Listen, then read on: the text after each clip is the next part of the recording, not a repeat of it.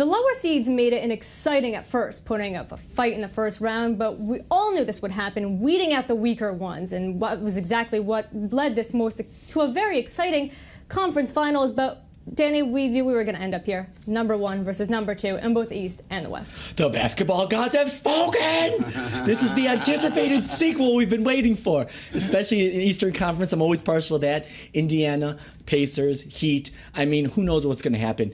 Indiana, home court advantage, which is a big deal, and this is exactly from last season. That's right. Last year they were not on home, so this is a big difference. And they also learned a lot from last season. They did. Listen, the thing is, home court advantage, this is exactly where they wanted to be, but it was a bumpy road to get here. I remember at the end of the season, they were losing a whole bunch. There was really bad blood between the players, and it was just like a bad chemistry. The Heat as well. The Heat lost 14 of their final 25 games. Dwayne Wade in and out of the lineup, and now finally everybody's catching fire, and they're playing each other, and we'll see what happens right now.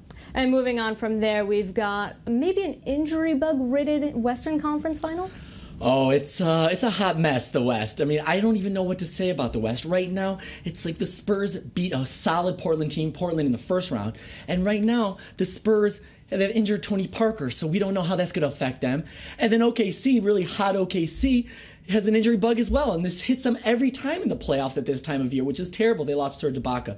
So we don't know what's going to happen. I can't even guess where it's going to go. But right now, the Spurs, they've turned a corner. Everybody thought they'd be out, and they're getting old, and all the chatter. They weren't playing well in that first round. They really had to struggle to get through. It makes more sense that the Thunder had to struggle. They were playing a very, very good and motivated Clippers team. But the Spurs, we weren't expecting that. And then they came out and shot lights out, played very well against Portland.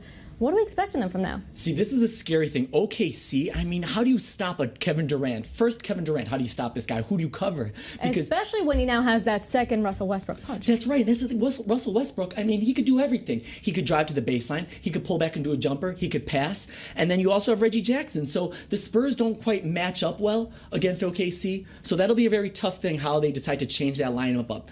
But in the end, the Spurs do what they do defensively, and they hope to, slow down some of the big guys.